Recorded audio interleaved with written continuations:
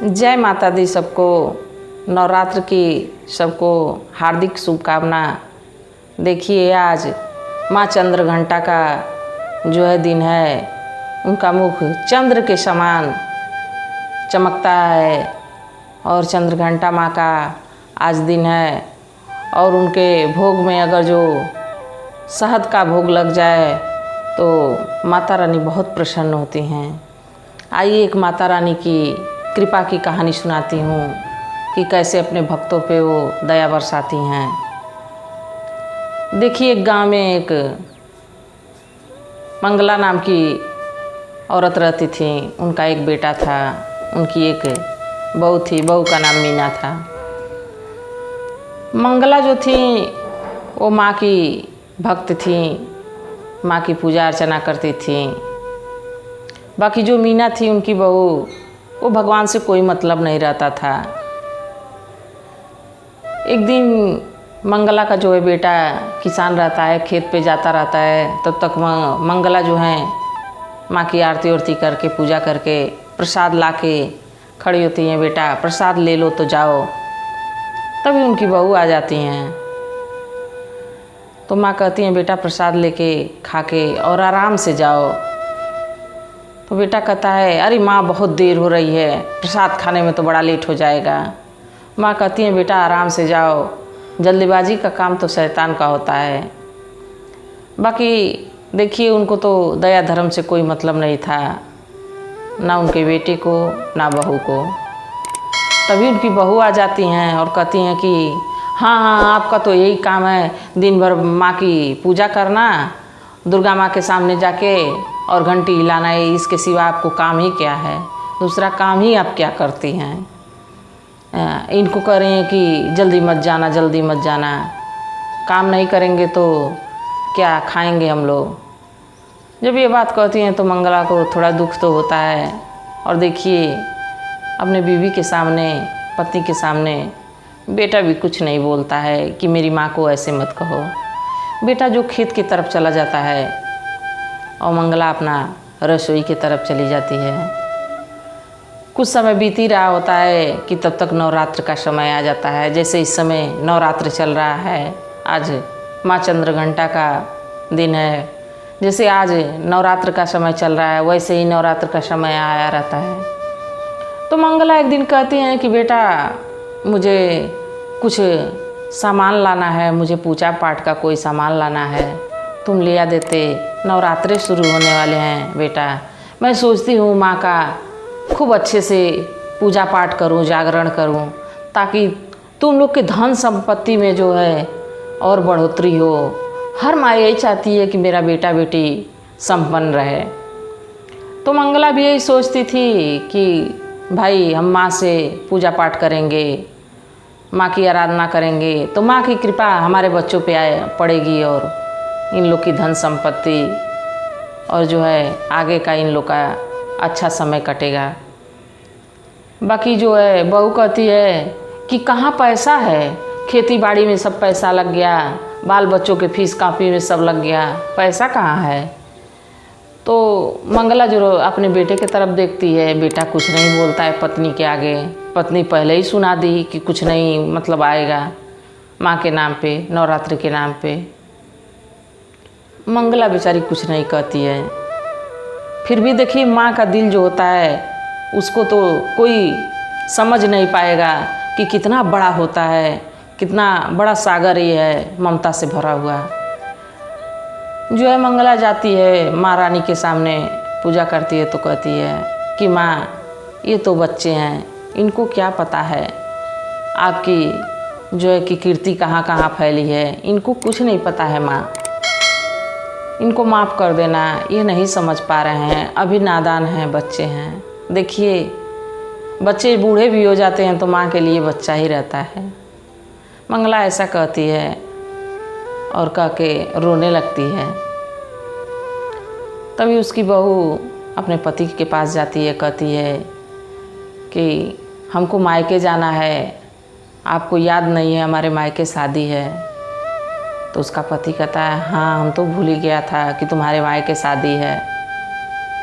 तो पत्नी कहती है कि एक हफ्ते के लिए चलना है तो वो जो मंगला का लड़का है वो कहता है कि अगर जो दोनों लोग हम लोग चले जाएंगे तो खेत कौन देखेगा, फसल इतनी अच्छी हुई है, चने की फसल इतनी अच्छी हुई है, कोई रख लेगा काट पीट के और सब नुकसान कर देंगे जानवर, हम चले जाएंगे तो कौन देखेगा, खेत को कौन रखाएगा। तो देखिए मीना के मन में तो हमेशा अपने सास के प्रति जो है दुर्व्यवहार ही चलता रहता है, हमेशा सोचती है कि कब इनको नीचा दिखाएं। तो मीना कहती है कि ऐसा है कि हम तो अपने कपड़े उपड़े बनवा लिए हैं, आपके लिए भी नए कपड़े बनवा दिए हैं, बच्चों के लिए भी नए कपड़े बनवा दिए हैं, हमको तो मायके जाना है, आप जो मन करे वो करिए, हमको मायके जाना है और आपको भी चलना है। मेरे मायके वाले, मेरी सहेलियाँ, मेरी सखियाँ क्या कहेंगे कि पति नहीं आया है। जो है कि मंगला का बेटा बड़े संकोच में पड़ जाता है कि क्या करूं, पत्नी की बात मानता हूं तो खेत नुकसान हो जाएगा, उसके समझ में आता नहीं है कुछ कि क्या करे। और इधर मंगला बेचारी परेशान, नवरात्रि का समय आने वाला रहता है। देखिए जैसे नवरात्रि का समय आता है वैसे उन लोग को भी जाना हो जाता है। तो मीना क्या कहती है, सोचती है कि इसी बहाने बुढ़िया को क्यों ना खेत में पहुंचा दिया जाए, क्योंकि वो अपनी सास से एकदम उब गई थी, सोचती थी कि कब ये दूर हो जाए, या तो मर जाए या तो आँख से ओझल हो जाए, दूर हो जाए। उसको तो बहाना मिल गया, अपने पति से कही कि हम लोग मायके हम चले जाएंगे, आप चले जाएंगे हमारे मायके, तो खेत माँ जी को दिखा दीजिए, माँ जी वहीं रहेंगी और खेत देखेंगी। तो मंगला का बेटा सोचता है, कहता है कि माँ वहाँ खेत पे कैसे अकेले रहेगी। तो मंगला की बहू कहती है नवरात्र का समय है, कौन सा उनको खाने से मतलब है, कौन सा उनको खाना खाना है, व्रत ही तो रहेंगी। माँ दुर्गा की पूजा करती हैं, उनकी मूर्ति और उनको झोपड़ी में खेत में कर दिया जाए। देखिए पत्नी के सामने वो भी कुछ नहीं बोलता है, बेटा भी, और वो मान जाता है। माँ से अपने कहता है माँ मुझे ससुराल जाना है, अपने पत्नी के साथ शादी है, क्यों ना तुम खेत पे चलती हो, वहीं तुम खेत भी देखना, अपना पूजा पाठ करना। तो बेटा कहता है कि पहुँचा देते हैं तुमको वहीं। माँ कहती है ठीक है बेटा, हम तो चाहे घर रहें या वन में रहें, हमारे साथ तो माँ अम्बे, माँ दुर्गा है ही हैं। तो ये कहती है मंगला अपना माँ की मूर्ति जो रखी रहती हैं अपने मंदिर में उसको उठाती हैं, अपना पूजा पाठ का जो सामान था वो उठाती हैं, अपना साड़ी कपड़ा उठाती हैं और एक पोटली बना लेती हैं। तो मंगला का लड़का जो है अपनी माँ को पोटली उठाता है, ले जाके खेत में झोपड़ी में पहुँचा देता है, पहुँचा के चला आता है। फिर भी मंगला बहुत खुश थी, वहाँ जैसे घर में पूजा करती थी वैसे ही नवरात्र शुरू हो गए। वहीं माँ का अपना एक मिट्टी का चबूतरा बनाई, उसी पे माँ की मूर्ति रखी और बड़े भाव भजन से। देखिए जब कुछ नहीं रहता है तो एक पुष्प ही माँ के लिए सब कुछ है। वहीं से अपना बाग बगीचा से फूल उल तोड़ती, फल तोड़ती और माँ का भोग लगाती, प्रसाद और पूजा पाठ करती। उधर माँ दुर्गा जो है अपना शेर के साथ, शेर उनका रहता है जो बाघ रहता है, वो कहता है माँ मंगला पे तो बहुत विपत्ति आ गई, मंगला बहुत दुखी है। तो माँ कहती है हाँ मंगला दुखी तो है, पर मैं कुछ कर नहीं पा रही हूँ, चला जाए आज पृथ्वी पे घूमने। तो जो माँ का बाघ रहता है वो बच्चे का रूप ले लेता है और माँ एक औरत का रूप पकड़ लेती हैं। माँ बेटे दोनों बन के माँ का बाघ और माँ दोनों अपना धरती पे आते हैं, मंगला के खेत में जाते हैं। मंगला वहीं अपना बैठी हुई खेत देख रही होती है। तो जब माँ अपने बेटे के साथ पहुँचती हैं तो कहती हैं बूढ़ी माँ मेरे बेटे को बहुत भूख लगी है, अगर जो आप कहती तो आपके चने के खेत से थोड़ा चना लाती और अपने बेटे को खिला देती, घर मेरा बहुत अभी दूर है। तो मंगला कहती है कि बिल्कुल नहीं। तो माँ देखती रह जाती हैं, कहती हैं कि क्यों मना कर रही है मंगला, मंगला तो इतनी धर्मात्मा है, इतना देती लेती है, कभी किसी को भूखा नहीं छोड़ी, इतनी पूजा अर्चना करती है, क्यों ना कर रही है।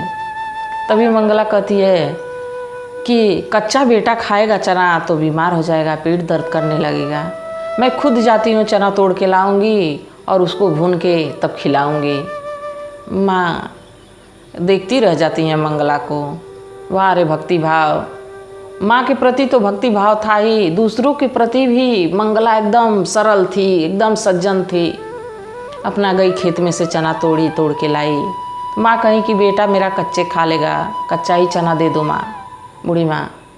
तो कहती हैं नहीं नहीं बिटिया, कच्चा चना बेटा खाएगा तो बीमार हो जाएगा, मैं इसको भून के देती हूँ। फिर मंगला जो है अपना पत्ती उत्ती बटोरती है और भून के बच्चे को देती है। जो बाग था माँ का वो चना खाता है।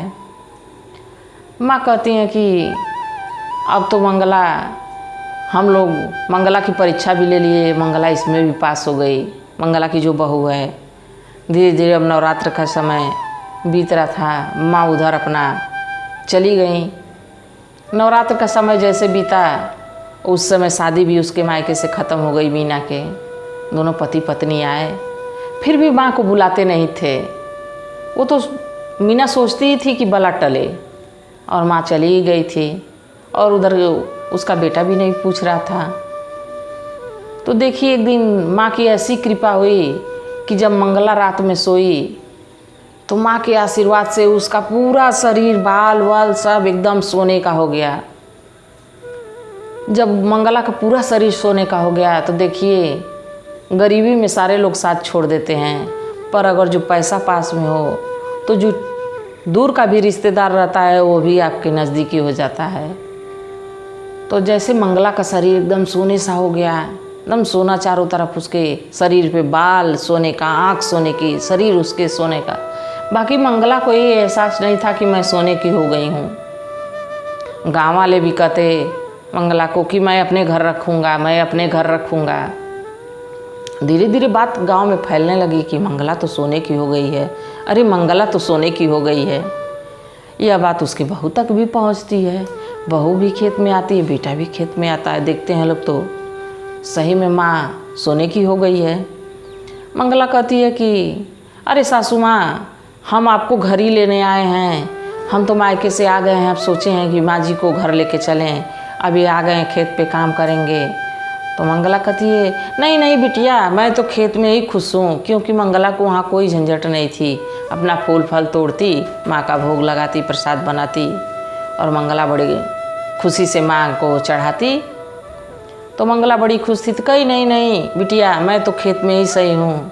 मंगला कहती है नहीं नहीं माँ, घर चलिए, नवरात्र का पूरा जागरण करवाया जाएगा, मैं आपको एक मंदिर बनवा के दूँगी, उसी में माँ की पूजा करिएगा। मंगला कहती है नहीं नहीं, मैं नहीं जाने वाली, मैं इसी खेत में रहूँगी। बहू नहीं मानती है, बार बार जिद करती है। मंगला कहती है ठीक है, मैं कल चलूँगी। और मंगला जो है देखिए माँ की कृपा ऐसी हुई कि मंगला रात में सोती है और अपने शरीर को त्याग देती है। सुबह में आते हैं सब उसके बेटे बहू की, वो तो माँ सोने की हो गई है। आते हैं सब तो मंगला को देखते हैं तो ऐसे मंगला पड़ी है। तो जब उसके पास धन आया तो उसको पूछने वाले उसके बेटे बहू गांव के सारे लोग हो गए। आज जब तक उसके पास कुछ नहीं था, मंगला को कोई नहीं पूछता था। तो माँ की महिमा तो बहुत महान है। माँ उस पे जैसे कृपा बरसाएं, वैसे आप सभी कहानी देखने वालों को कृपा बरसाएं और धन संपत्ति से भरे रहें। इसी के साथ जय माता दी।